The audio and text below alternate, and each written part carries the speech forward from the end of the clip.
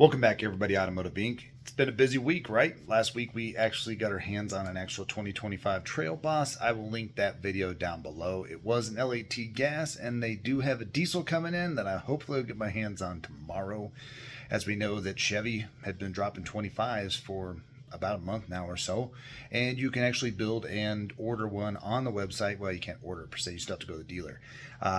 Also pumped out a video that I'll link below on the Ford order banks. No big changes for 2025. Knew that all along, but there was some skeptics. It's out, nothing changes.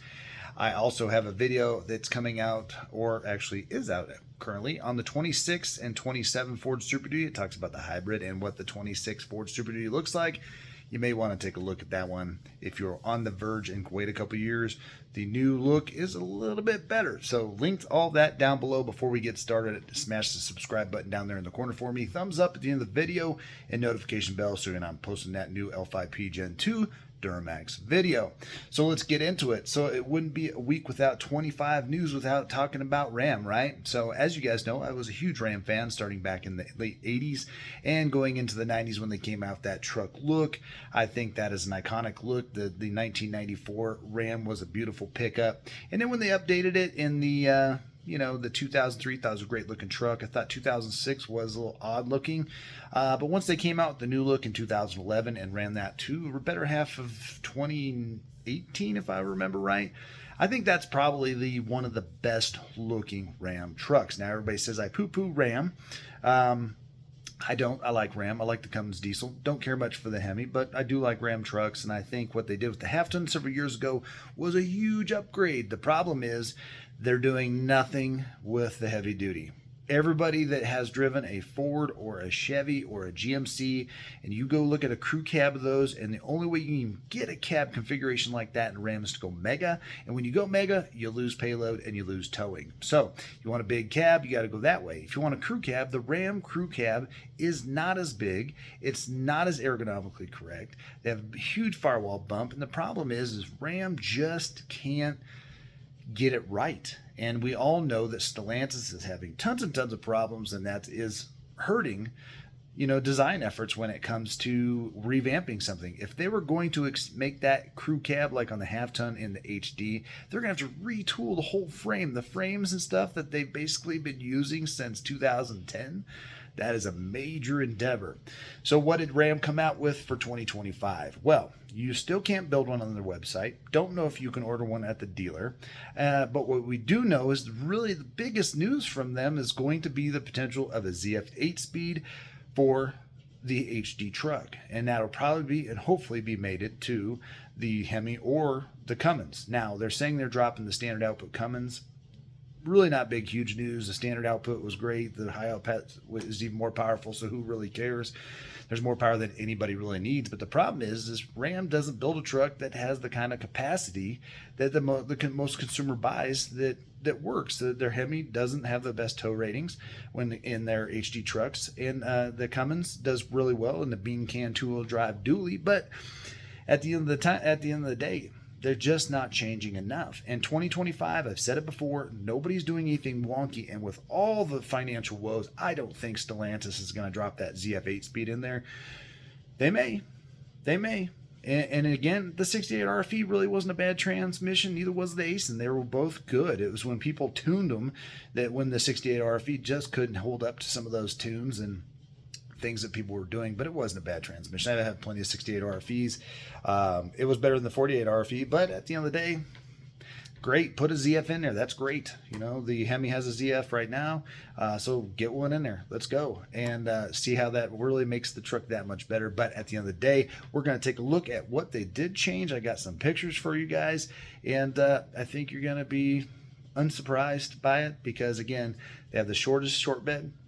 They have the shortest long bed, and we're talking inches, which is big when you're hauling stuff. They don't have the highest tow ratings, and they have the smallest cabs. And really, the interior is pretty much going to be the same. They're offering more TFT or TFC, displays, so more digital crap. They're going to add some packages and stuff like that, but just nothing major. So let's take a look. And I amused by the look of it. I mean, if you guys can see a new Ram truck, go stand right about the driver's door, middle of the B-pillar, take about 5 steps away from the side door, and just look at the side profile. They really didn't change the doors or anything when they refreshed it in 2020, whenever it was. They changed the body style. Really, they redid the grille, they redid the hood, they added a little bit of difference, but those body lines went with the previous generation Ram trucks, and they looked really good, but it looks kind of wonky when you look at it from the side and look towards the hood. But anyway, let's take a look at the changes. All right, guys, so here is your massive changes for 2025. These are released images. Basically, same cab, same bed, same body lines. You can see over here this grille. Frankly, it's ugly. I don't even get it. I don't understand it. Basically almost the same bumper. Of course, they'll probably have a few wheel changes and whatnot. Here is your work truck. This is probably the best looking grille, and really they just keep getting tinier and tinier with their headlights, and the Ram really had that big stance, so now they're trying to do it with plastic and grille, and that's the best looking grille of the three. We come over here, this is probably your Laramie trim, and this, I don't know, I am not a fan of that. All right, here is your rear profile. Same rear bumper as last time. We got some redo of the taillights. Same basic tailgate.